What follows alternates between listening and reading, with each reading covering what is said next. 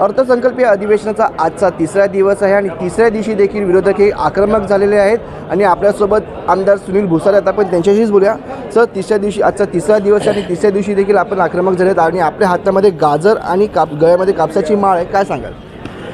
या ठिकाणी या राज्य सरकारने शेतकऱ्यांना दिला जाणारा मिनिमम सपोर्ट प्राईस ज्याला आपण म्हणतो, आधारभूत खरेदी किमतीच्या प्रमाणात भात असेल, कापूस असेल, सोयाबीन असेल, या कुठल्याही पिकाला योग्य भाव दिला नाही म्हणून शेतकरी या ठिकाणी संकटात आले आहेत.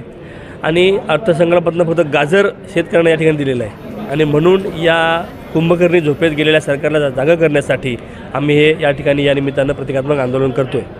पण आपण बोलताय की हे आश्वासन म्हणजे गाजर दिलेले आहेत, पण काल तर म्हणजे सत्ताधाऱ्यांकडनं बोलत होत्या आम्ही पूर्ण करणार, हे सर्व कामे दिलेत, आम्ही सर्व कामे पूर्ण करणार. आपल्याला माहिती आहे की मागच्या महिनाभरापासून आपल्या हरियाणातले शेतकरी असतील किंवा यूपीतले शेतकरी असतील हे केंद्राच्या सरकारकडे जाण्याचा प्रयत्न करत आहेत. याच मागणीसाठी त्यांना जाऊ दिलं जात नाही. या ठिकाणी आपल्याही ठिकाणी अनेक ज्या कृषी उत्पन्न बाजार समित्या आहेत ह्या मागच्या 3 दिवसापासून बंद आहेत फक्त या बाजारभावाच्या मागणीसाठी. तर मग हे कसं म्हणू शकतात की आम्ही सगळं दिले म्हणून? मग हे आंदोलन का होत आहे? जे कोण आंदोलन करत आहेत, जे आझाद मैदानावर आहेत, जे आपल्या दिल्लीच्या संसदेकडे चालले आहेत, ते काय वेडे आहेत का?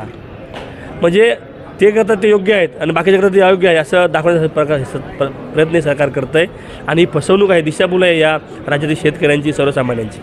काही भागामध्ये काही जिल्ह्यांमध्ये पोस्टर लागलेले आहेत. त्या पोस्टरमध्ये मोदी यांची 100% गॅरंटी, पण आम्हाला आमची गॅरंटी कधी मिळणार असे देखील त्यामध्ये लिहिण्यात आलेले. त्याबद्दल तुम्ही काय? मोदींची गॅरंटी आपण 10 वर्षापूर्वी बघितलेली आहे. अच्छे दिन येणार, अच्छे दिन आएंगे हे सांगून मोदीजी सत्तेमध्ये आलेत. आता 10 वर्षे पूर्ण झाली आणि तरीसुद्धा तुम्हाला आम्हाला अच्छे दिन आलेत का हा एक संशोधनाचा भाग आहे. 50 रुपयाचं डिझेल, आज आपण 50 रुपयाचं पेट्रोल आपण आज 107 रुपये लिटर घेतो आहे. 48 रुपयाचं डिझेल आपण 96 रुपये लिटर घेतो आहे, दुप्पट. मोदी साहेबांनी सांगितलं होतं आम्ही हे कमी करू आणि कसा भाव तेव्हा इतर देशामध्ये कमी होता आणि कसे मनमोहन सिंग अन्याय करतात हे मोदी सांगत होते. असं असताना डायरेक्ट 100च्या पार पेट्रोल गेलं आहे, डिझेल पण त्याच्या मागे पुढेच आहे. असं असताना या राज्यातील नव्हे तर या देशातील जनता हुरपवून निघाली महागाईच्या खाली. आणि मोदीजींचे अच्छे दिन कुठे आहेत? तुम्हाला आम्हाला आलेत का? हा एक मोठा विषय आहे. त्यामुळं ज्यांनी या देशातील लोकांना फसवून सत्ता घेतली ते कशी गॅरंटी पूर्ण करून देतील? आज पंतप्रधान एका दिवसाच्या महाराष्ट्राच्या दौऱ्यावरती आणि त्यावरती मोठ्या प्रमाणात खर्च देखील केला जातो आणि त्यावरती टीका देखील केली गेली. त्यावरती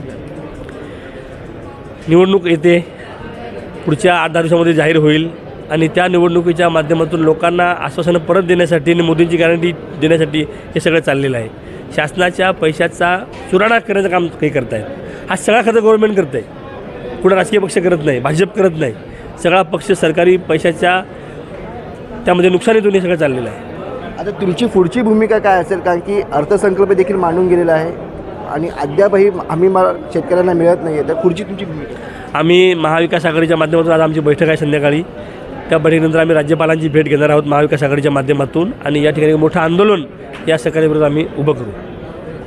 आपण बघितलं आज महाविकास आघाडीची बैठक आणि या बैठकीनंतर राज्यपालांची भेट हे महाविकास आघाडीचे नेते घेणार आहेत आणि शेतकऱ्यांच्या हमी भावाला मिळत नाही त्या संदर्भात चर्चा देखील करणार आहे. व्हिडिओ जर्नलिस्ट अनिल सावरेसह मनोज जायकर, जय महाराष्ट्र न्यूज, मुंबई.